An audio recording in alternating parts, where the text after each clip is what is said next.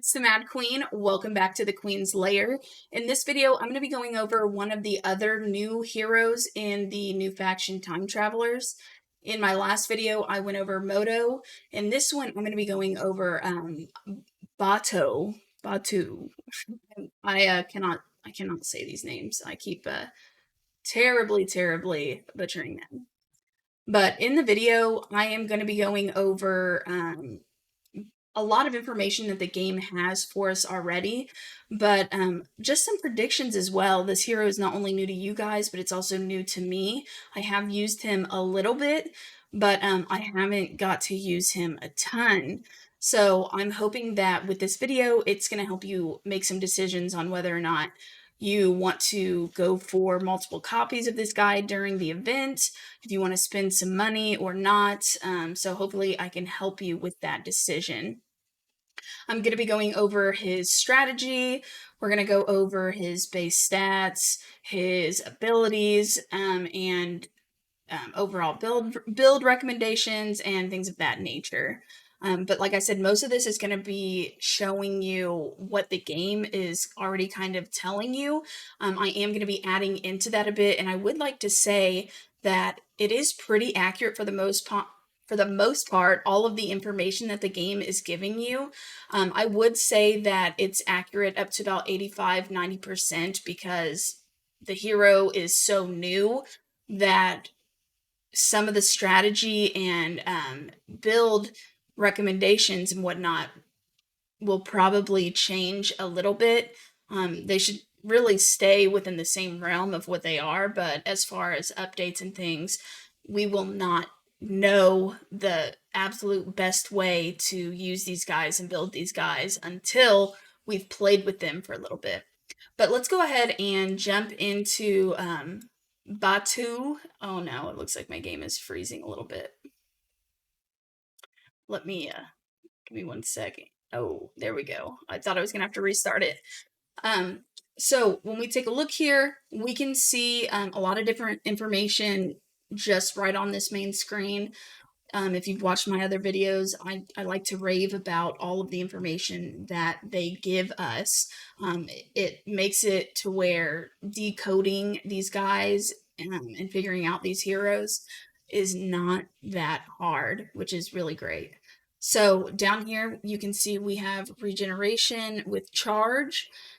This guy is a Vanguard, so he's a melee class with a mix of damage and defense. We have quite a few Vanguard heroes in the game as of now, so it's nothing too exciting that that's the class he's joined into, but it is nice with the variety that they've started to add whenever they are coming out with heroes to make sure we do have a decent selection of different class heroes. So I am happy with the fact that whenever they came out with this new faction of heroes, that they were able to come out with complementary heroes, I guess. So we're not missing a lot when it comes to, damage or support or, whatever the case may be. But anyways, let's go ahead and take a look at his base stats.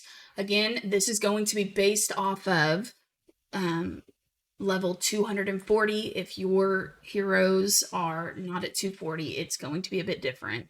But this is just a good idea of what it would look like if and when he was at 240. And also you want to take into account that I have him leveled only to elite. So his health is 576,000, attack is 12,000, and defense is 4,900. His health and defense are pretty good here. Especially, since he is a Vanguard hero, we are going to be seeing that their attack is, not as high as some of their other stats. But overall, this defense looks pretty good, and so does this health. And honestly, for a Vanguard hero, 12,000 attack is pretty decent as well. So let's take a look at his strategy here. So it's showing that, they recommend you putting him in the middle whenever you're placing him on the battlefield. His core stats, you want to look for health, accuracy, and damage reduction. And so For his recommended sets, we're looking at Charge and Vigorous. I'm not going to go into an insane amount of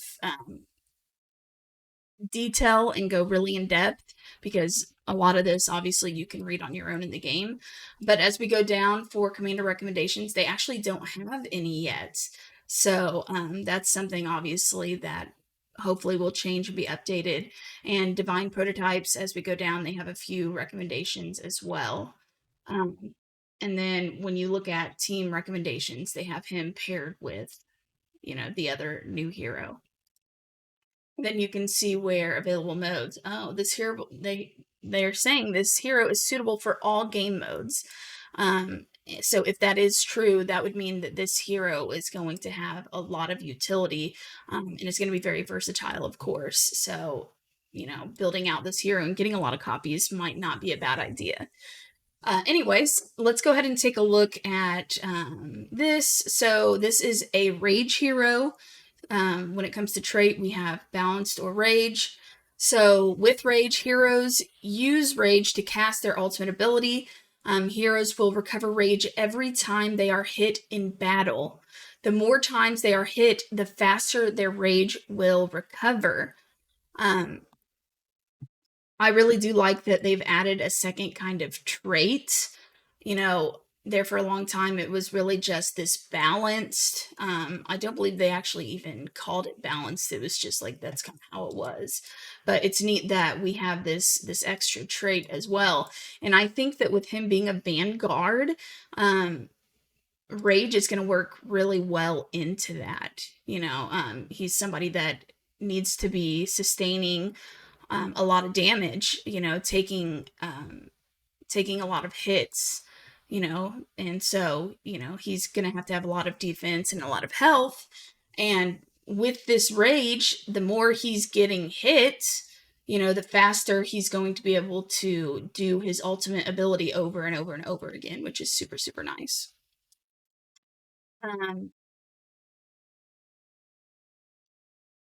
As far as exclusives, so this isn't my copy actually, so I don't have him that leveled.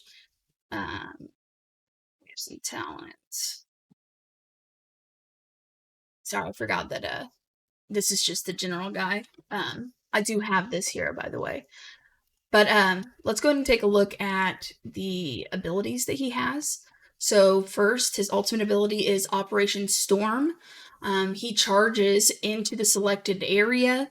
Upon reaching his target, he fires a rocket towards the area with the most enemies.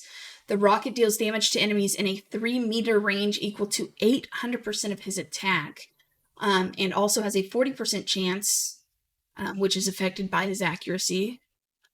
I really appreciate it whenever they put that in there specifically. To stun enemies for 3 seconds. If the target is stunned, it will take additional damage equal to 400% of his attack, and this skill cannot critically hit. So what that's saying ultimately right there is don't build any crit damage into him. No crit damage and no crit rate. You're not going to need either of those for him. For his bonus effect, for talent, inflicts unconditional bonus damage to enemies in the Soul Incursion collab event. Bonus damage to enemies. Okay, so only during this event. I've noticed that with, I haven't gone over all these heroes yet, but at least the other one that I have gone over, there was like a special effect just during this event. I don't think I really like that. So hopefully they're going to change that up, as the event ends and add something else in. But for the exclusive effects, the ultimate skill enhancement after casting the skill, the cooldown of tactical roll will get instantly refreshed, which I'm assuming is another one of these abilities. Slowed my mouse down by a lot. So for optical camouflage, common, he uses optical camouflage and enters a state of invisibility. Okay, that's nice. In this state, he cannot be targeted by enemy attacks or skills. That's really cool because I know that, for a fact, at least one of these other heroes goes into a state where they also cannot be targeted. Even if it's only for a couple of seconds, that could be a big deal. So, but anyways, can phase through other units and reduces damage taken by 75% for 2 seconds. Also restores 150% or 150 rage percent within 2 seconds. And then of course, the duration and things are increased as it's leveled. His talent effect upon casting has a 40% chance, affected by his accuracy, to immediately recover HP for 20% of his own max health. So, honestly, that tells me that accuracy is going to play a decent part into this, or into his kit. Exclusive effects, optical camouflage enhancement. After the invisibility ends, he's going to get a shield equal to 25% of his own health for 5 seconds, which is also nice. Tactical roll, his next common. He rolls away from the nearest enemy, loads his pistol, and increases attack equal to 1% of his own max health for 8 seconds. So he's going to do more damage if he has more health. After tactical roll, the next one basic attack deals extra damage equal to 400% of his attack and stuns the target for 2 seconds. And is his exclusive. Upon casting the skill, his basic attacks have a 40% chance, affected by his accuracy, to stun the target for 1 second. This effect lasts for 8. So yeah, he's got a lot in his kit. He offers a lot as far as, of course, I have played with him a bit. His damage seems very just like, it's nothing crazy or anything like that. But he does seem to have a good amount of survivability to him. So, and again, obviously that can change whenever I have a better build on him. The build I've been using is just, for the most part, whatever the game recommended to me. And lastly, his passive, the special issue Cyborg. At the beginning of the battle, he increases his attack to 1% of his max health. Every time he's attacked by an enemy, he restores 1% of his max health. Upon receiving fatal damage, he avoids death and restores 40% of his health and refreshes the cooldown of optical camouflage. This effect can be activated up to 1 time per battle. And then, of course, it's going to change a bit here as it's leveled.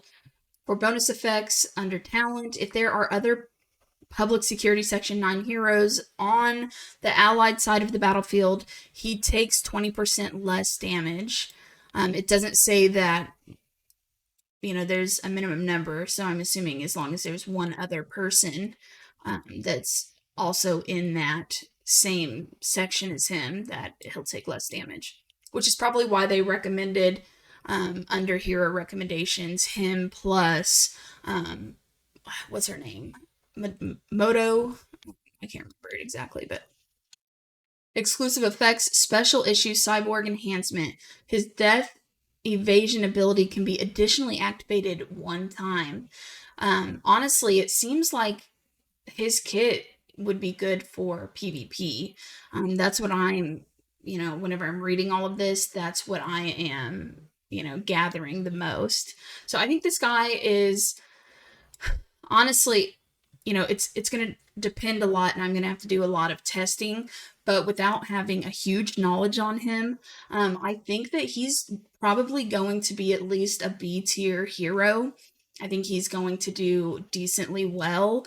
Of course, if you have other public security heroes, he's going to do better, but you're going to want to focus on, it seems like, building a lot of health and accuracy into this guy. You don't need attack, you don't need crit damage, and you don't need crit rate, because his damage, and you can have some attack on him, don't get me wrong, because it's going to be boosted overall by his health, but I would not focus on his attack in general, because again, he's a Vanguard hero, and his purpose, and from how it reads from his skills, is really going to be focused on receiving damage. He's going to do a little bit of control, but hopefully he's going to just be able to take a lot of damage in, and he's going to be able to help out his team, almost in a support type way, but